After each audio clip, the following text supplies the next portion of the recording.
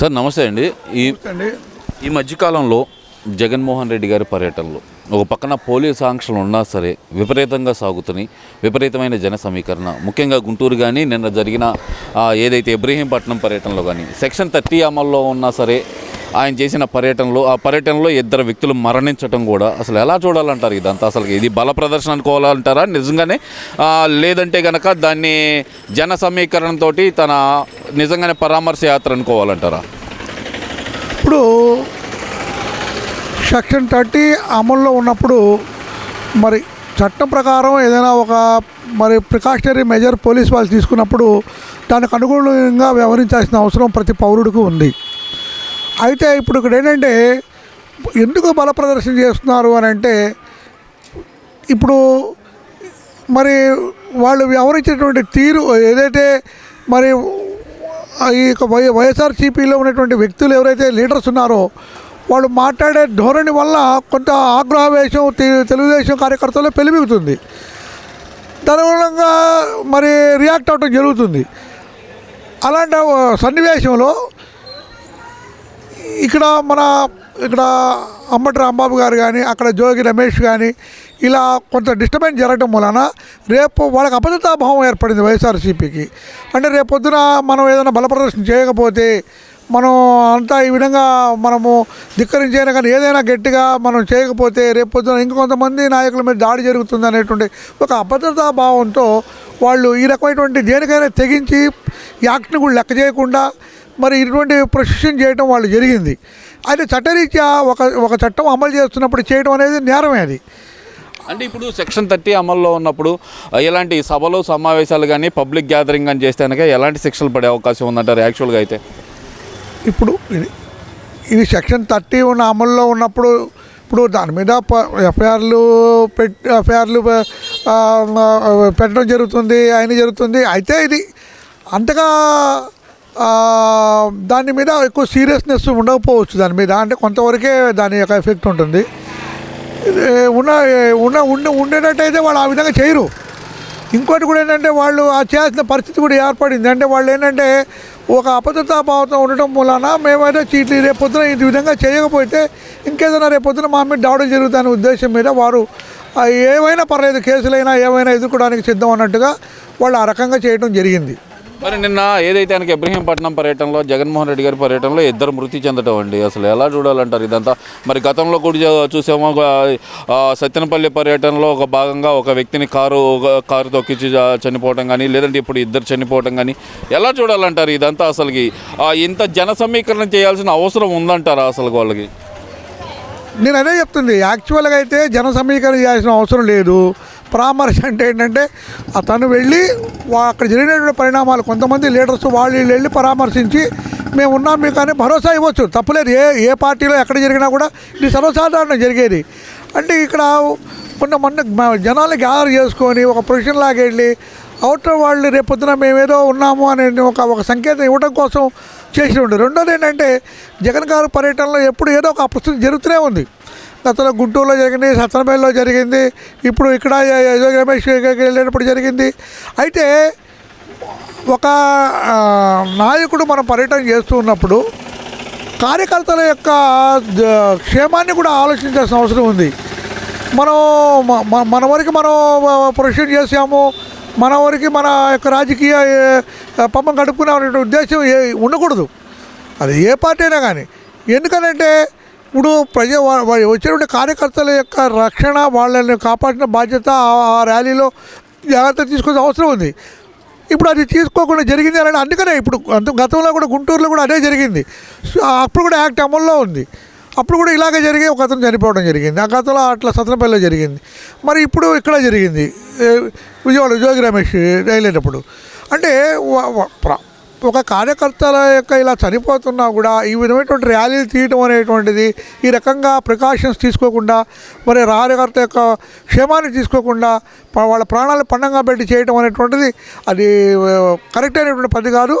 ఇది మరి జగన్ గారు తప్పకుండా ఆలోచించాల్సిన అవసరం ఉంది. ఎందుకంటే మరి కార్యకర్తలు ప్రాణాలు పోతూ ఉన్నప్పుడు మరి వాళ్ళ యొక్క మరి వాళ్ళ కుటుంబం ఏంటి, వాళ్ళ పిల్లల పరిస్థితి ఏంటి, ఇవన్నీ కూడా ఆలోచించి తీసుకోవాలి. ఏదో ఇవాళ మనం ప్రొసెషన్ చేసాము, మన పని అయిపోయింది, మా రాజకీయంగా ఏదో సమీకరణ చేసాం, మేమేదో బలం చూపించుకున్నాం అంటే కుదరదు. ఎందుకంటే వాళ్ళ పిల్లలు దానివల్ల వాళ్ళు ఎంత సఫర్ అవుతారు, వాళ్ళ కుటుంబం, వాళ్ళ పిల్లలు, వాళ్ళ యొక్క ఇది వాళ్ళంతా తెలుసుకోవాల్సిన అవసరం ఆయనకు ఉంది. తప్పకుండా ఇటువంటి మరోసారి ఇలా జరగకుండా చూసుకునే బాధ్యత కూడా ఆయన మీద ఉంది. లేనట్టయితే మరి ఆ పార్టీ కార్యకర్తలు కానీ ఆ పార్టీలో ఉన్నటువంటి వాళ్ళు కూడా ఆలోచించేటువంటి అవకాశం ఉంది. మాకు రక్షణ లేకుండా పోతుంది, ఈ విధంగా చనిపోతూ ఉన్నాం మేము, మరి మా కుటుంబ పరిస్థితులు ఏంటి అనేటువంటి ఆలోచించి కార్యకర్తలు కూడా దూరంగా జరిగేటువంటి అవకాశం కూడా ఉంది ఇందులో.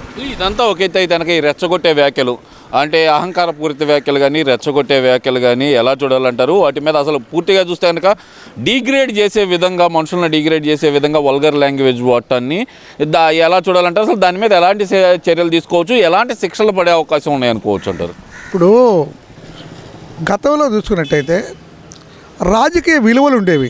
అంటే విమర్శలు చేయొచ్చు, తప్పులేదు. ఒక పార్టీ ఇంకో పార్టీ విమర్శలు చేయడం అనేటువంటిది సర్వసాధారణమైనటువంటి విషయం. అది ఇగో అది ఈ పని చేయలేదు, లేకపోతే ఈ యొక్క పెట్టుబడులు తేలేదో, ఈ ఫ్యాక్టరీలు తేలేదో, లేదా అది నువ్వు చేయలేదు, ఇది చేయలేదు అని రాజకీయ పరంగా లేదా రాష్ట్ర అభివృద్ధి పరంగా మాట్లాడేవాళ్ళు. గతంలో రాజకీయాలంటే అవి ఉండేవి, వ్యక్తిగత దూషణలు ఉండేవి కాదు. ఫ్యామిలీల్ని, ఇంట్లో వాళ్ళని, మరి దానికి సంబంధించినటువంటి బూతులు, మరి అనేకమైన నిందలు, అనేక రకాలుగా ఇది పెడదోవబడుతుంది.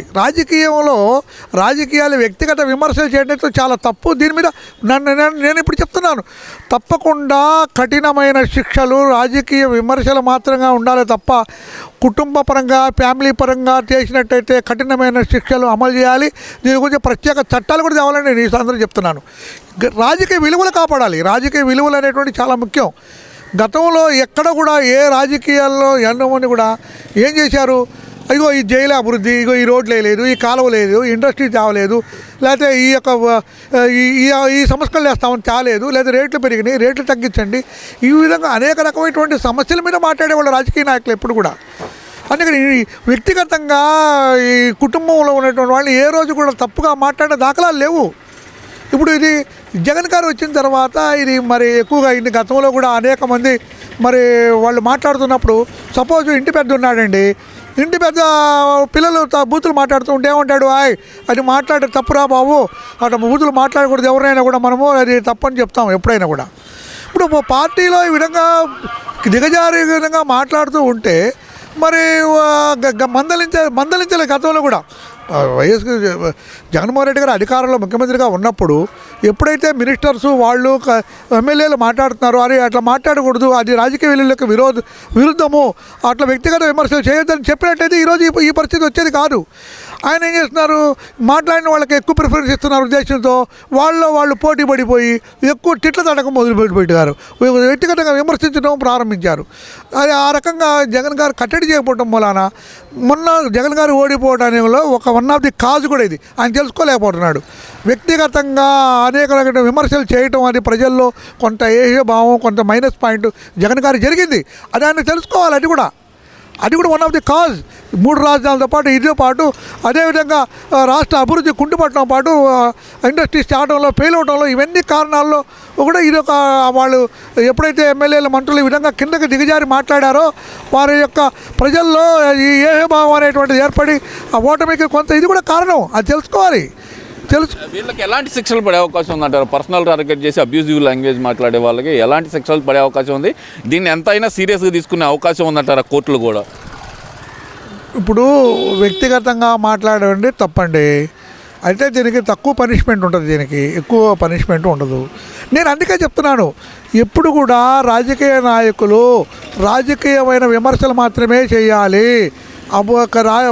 రాష్ట్ర ప్రభుత్వ యొక్క స్థితిగతులు కానీ లేదా అభివృద్ధులు కానీ ఇంకోటి కానీ అవి మాట్లాడలేదు తప్ప వ్యక్తిగత దూషణలు చేసినట్టయితే తప్పకుండా ఏ పార్టీ వారు మాట్లాడినా కూడా కఠినమైన శిక్షలు అమలు చేయాలని చెప్పేసి ఈ సందర్భంగా నేను చెప్తున్నాను. ఇప్పుడు దీని పనిష్మెంట్ కూడా పెంచాల్సిన అవసరం ఉంది. ఇప్పుడు మనకు వ్యక్తిగత స్వేచ్ఛ ఇచ్చారని మాట్లాడే అధికారం ఇప్పుడు జగన్ గారు ఏంటంటే ఇప్పుడు మామూలు స్కూల్లో ఏం చేస్తారంటే అండి, బాగా చదువుకున్నోడికి మంచి మార్కులు వేస్తారు. జగన్ గారి స్కూల్లో కొంతమంది వీళ్ళు చేరారు స్టూడెంట్స్, వాళ్ళు ఏంటంటే వాళ్ళు పోటీ పడి ఎంత వల్గర్ లాంగ్వేజ్ ఎంత దుర్భాషలు ఆడితే అని మార్కులు వేస్తున్నారు. అందుకని వాళ్ళు పోటీ పడి ఒకరికొకరు ఎక్కువ తిట్టడం స్టార్ట్ చేస్తున్నారు. ఇది మంచి పద్ధతి కాదు. ఏ పార్టీ అయినా ఏ నాయకులైనా వ్యక్తిగత విమర్శలు చేయడం తప్పు. ఇప్పటికైనా జగన్ గారు కట్టడి చేయకపోతే ఆయన దీని నష్టాన్ని ఆయన భర్తీ ఎప్పటికీ చేసుకోలేరు.